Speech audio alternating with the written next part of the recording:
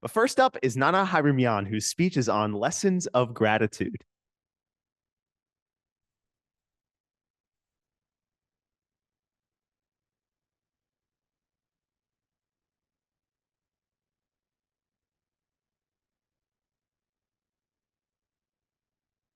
For the past 4 months, I've been unsure about what to write in the permanent address sections.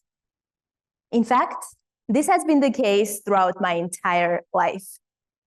Questions about home have come to bring confusion and be avoided oftentimes. I'm thankful for this opportunity as I can finally fully and publicly respond to the question, where are you from? I was born and raised in a small, frequently unnoticed, but an extraordinary place. It is a republic that was recognized by only 3 non-UN member states: the Republic of Artsakh, or Nagorno-Karabakh, as it is known to many around the world. The republic itself is a phenomenon yet to be studied. As we like to say, it is at the very center of the world, a unique blend of modernity and tradition, arguably more advanced than certain corners of the Western world. In this tiny republic, everybody knows everybody, and everyone's business is the talk of the town. I leave it to your imagination what happens when you decide to roll the dice with an uncalculated risk. Suddenly, you become the subject of all the conversations around all the cups of coffee. And yet, it is a society that knows how to love and celebrate its darlings. And there is a performative aspect to the fame that comes with being the show person of the week. I grew up in weekly family gatherings, where the definition of family is hardly to be found in OED, while the term gathering really implies the scale of a bustling festival with 12 cousins running around. Despite its associations with warmth and joy and vibrancy in my personal memories, it is also a place shrouded in obscurity, left to navigate the global stage alone. A Google search Artsakh prompts recommendations like war, conflict, army. It is a place where conversations over coffee are abruptly interrupted by the sounds of bombing, where people go to sleep with grand plans but are unsure about what the next day will bring, or even if it will come to pass. It is a republic that disappeared overnight and that nobody spoke of. I stand before you today to share reflections on the most important lesson loss of a homeland taught me: gratitude. In my childhood, I yearned to leave the place that I described to you earlier. Grass seemed greener outside the motherland. Eventually, I left, not how I imagined, though. Little did I realize how fortunate I was despite the conflict.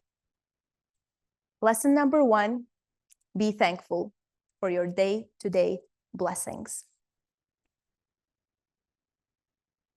Nothing is ever permanent, and what you hold dearest can be taken away from you in a single day. There exists a lengthy history of wars in the region with the neighboring country, Azerbaijan. In January 2023, Azerbaijan blocked the only road connecting the tiny republic to the rest of the world. This blockade meant a complete isolation, leading to shortages of electricity, gas, heating, food, and essential medicine. After enduring the blockade for 10 months, Azerbaijan launched a full-scale war, leaving the disarmed and weakened Artsakh once again alone in the face of the world. It is not too hard to predict what happened later. A mass exodus with a population of 120,000 people leaving their homes forcibly in one day, officially attaining the status of refugees. 4 months have passed since then, and my permanent address became a fluid concept. Now, you may wonder, what could one possibly be grateful for at such times of suffering? I recall my grandmother as a response.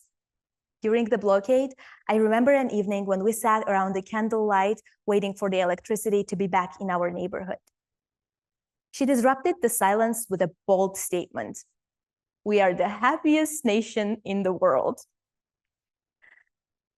Her reasoning was simple yet profound.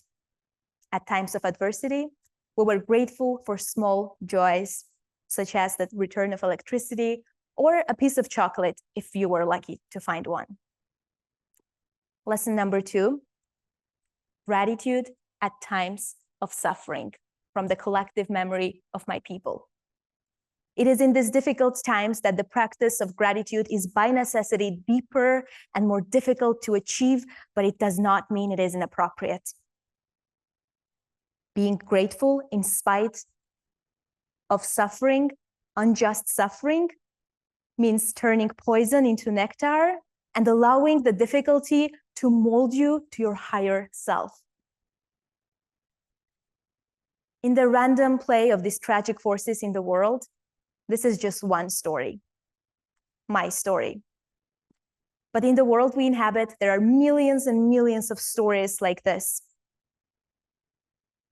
In witnessing wars, I questioned many times, what can individuals like you and me do on a day-to-day basis to prevent others from facing such tragedies? Lesson number 3, gratitude is the source of generosity. When you become aware of your blessings and how much of it is not your effort, but it is given to you by others, you become thoughtful of others. And you begin to think, what can I do for them? Generosity becomes the natural extension of your gratitude. This begins in your room, in your house, in your community, in your country, and expands beyond, reaching across the continent to those who need it. This is when magic happens. 2 human hearts are connected with the flow of gratitude effortlessly, because it helps you to reach the other person's heart. I once lived in Artsakh. Now I live for Artsakh, both literally and metaphorically. My heart beats in sync with the 120,000 hearts scattered across the world. As I stand here before you today, I want you to ask yourself, am I grateful for the opportunities and privileges bestowed upon me? Can I practice gratitude even at times of suffering, transforming pain into purpose? Can I channel that spirit of service and actively seek ways to help others around me? In the world we have, your choice matters the most now. Let's choose gratitude, and in that choice, find the strength to make a difference in other people's lives. Thank you.